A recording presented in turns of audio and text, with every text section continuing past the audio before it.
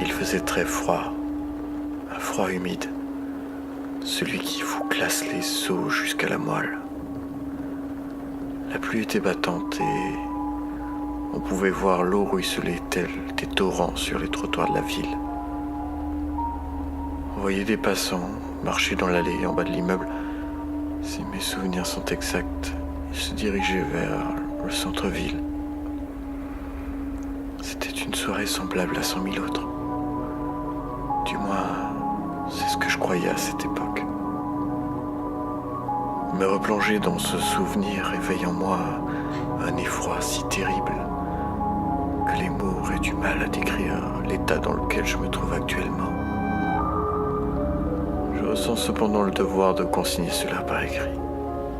J'espère que mon témoignage mettra en garde l'humanité envers ce mal abject et terrifiant qui nous guette et auquel j'ai été confronté malgré moi. Le début de mon histoire se déroule à Détroit, dans le Michigan. Nous étions alors en 1934, au mois de décembre. Il était déjà tard, pas loin de 19h, et la journée avait été rude. À cette époque-là, je travaillais pour un petit cabinet de détective privé, la Princeton Detective Agency.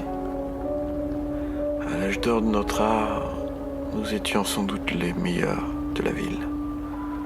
Nous avions pour habitude de nous retrouver le soir après le travail pour nous détendre un peu et parler un peu de nos avancées. Il y avait une salle de pause où on aimait bien se rejoindre. Je me revois affalé sur le canapé, essayant de me vider l'esprit. J'étais alors encore bien insouciant des événements terrifiants auxquels nous allions être confrontés. Thomas Princeton, le directeur de l'agence, était en train de fumer une cigarette. Au bord de la fenêtre, assis sur une chaise en bois, il semblait préoccupé. Il fixait le lampadaire de la rue d'en face d'un regard absent. Je me souviens du bruit des gouttes d'eau qui s'écrasaient sur les carreaux de verre alors que les volutes de fumée s'échappaient par dehors. Roberts, quant à lui, faisait chauffer du café. Il y avait cette odeur envoûtante diffusée par la machinetta. J'ai toujours trouvé cet arôme réconfortant et apaisant. C'est à vrai dire incroyable que je me souvienne de tous ces détails futiles après ce qui nous est arrivé. À ce moment-là, nous étions au point mort sur l'affaire du petit Jimmy Crackers. Une sombre affaire. Un véritable drame familial. On piétinait depuis plusieurs semaines sur cette enquête et notre morale était en berne. Robert était en train de me servir une tasse de café quand un événement vint à changer à jamais notre destinée.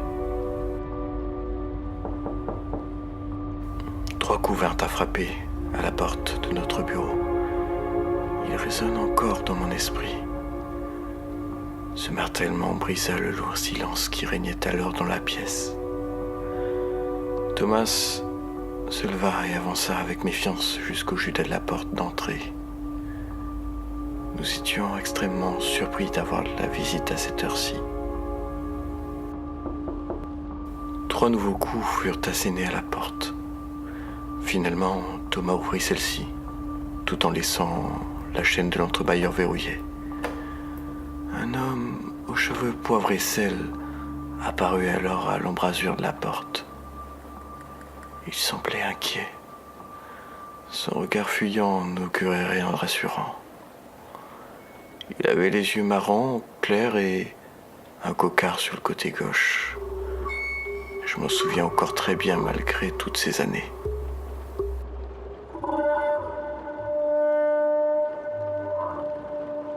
Il nous demandait alors s'il se trouvait bien au bureau de la Princeton Detective Agency. Thomas lui répondit par l'affirmative, mais fit également remarquer à l'inconnu qu'il était tard et que nous étions fermés à cette heure-ci. Il lui demanda alors de revenir le lendemain, à une heure plus raisonnable où il serait le bienvenu. Nous n'étions vraiment pas décidés à faire entrer ce visiteur. Il était déjà tard, nous étions fatigués et sur le point de partir. Mais il nous supplia de le laisser entrer. Cet homme semblait désespéré. Il nous dit à plusieurs reprises que nous étions son dernier espoir, qu'il n'avait pas d'autre alternative. Notre réputation à gérer des dossiers complexes était venue jusqu'à ses oreilles et il semblait convaincu que nous étions les seuls à pouvoir l'aider.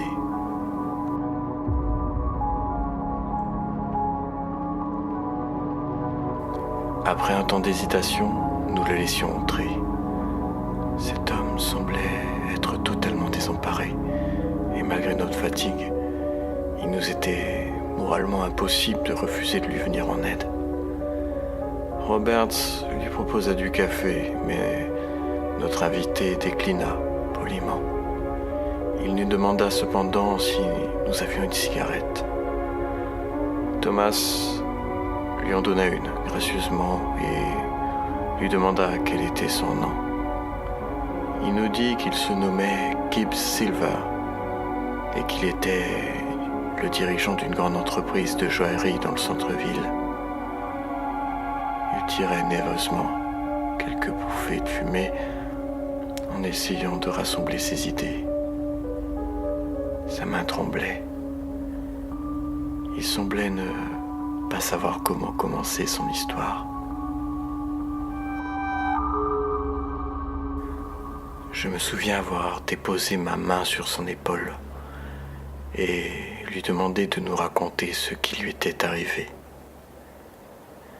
Il se mit alors à nous exposer les événements auxquels il avait été confronté. Dans un récit décousu et tourmenté, il nous raconta la disparition de son frère. Il était, semble-t-il, allé lui rendre visite le samedi soir dernier au 12 Baker Street. Il nous confiait qu'il semblait inquiet, préoccupé par quelque chose, une chose qui le terrifiait. Il ne sut malheureusement pas nous dire quoi. Il continuait et nous racontait que, tard dans cette même nuit, vers 22h, une bande de fous avait débarqué chez son frère et que, dans une violence inouïe et sauvage, ils avaient été roués de coups. Il racontait qu'inconscients, ils avaient été ligotés à une chaise pendant que son frère avait été enlevé par ces dégénérés de la pire espèce. Gibbs fut retrouvé le lendemain par une voisine qui constata la porte complètement explosée par ce groupe d'individus. Gibbs conclut alors en nous disant qu'il avait déjà raconté son histoire à la police, mais qu'il ne pouvait pas compter sur eux. Les lourdeurs administratives étant ce qu'elles sont, son frère serait sans doute déjà plus de ce monde au moment où il le retrouverait. Nous étions impressionnés par ce récit, tant par sa violence que par la charge émotionnelle avec laquelle il nous avait été conté. Nous étions alors très loin d'imaginer la terrifiante vérité que nous allions découvrir par la suite. L'ambiance était tendue. Nous n'avions jamais enquêté sur une bande organisée. Ces individus semblaient dépourvus de toute pitié et ne devaient sans doute pas s'encombrer de choses comme les états d'âme. L'enquête semblait risquée, mais Gibbs nous informa que l'argent n'était pas un problème pour lui. Il était prêt à mettre sur la table toutes ses économies pour sauver la vie de son frère. Nous nous sommes alors concertés en privé. Le jeu en valait-il la chandelle ?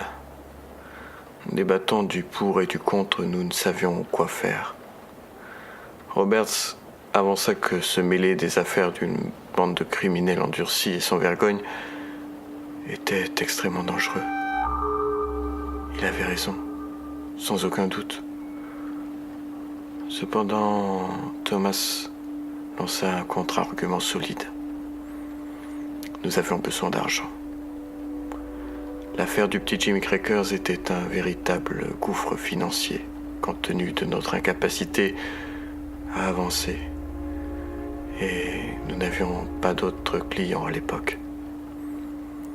Les caisses de l'agence étaient dans le rouge car, malgré notre réputation, la concurrence était rude, avec la recrudescence du nombre de cabinets privés dans toute la ville. Non sans réticence, nous acceptions alors de travailler sur l'affaire.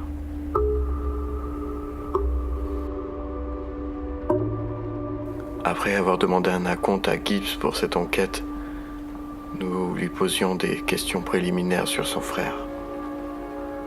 Celui-ci se nommait John Silver. Il vivait de petits boulots qu'il dégotait au fil de l'eau. Nous ne retirions que très peu d'informations utiles, si ce n'est qu'il était la seule famille de Gibbs. Celui-ci nous griffonna à l'adresse de son frère et il nous demanda de nous dépêcher car le temps était sans doute compté. Une fois le maximum d'informations recueillies, nous raccompagnions notre invité vers la sortie et lui promettions de retrouver son frère très rapidement. Nous étions son dernier espoir. Nous devions le retrouver. Par ailleurs, c'était également pour nous aussi une question de survie. Faire entrer un peu de liquidité était une aubaine. Et l'avenir de l'agence était en jeu.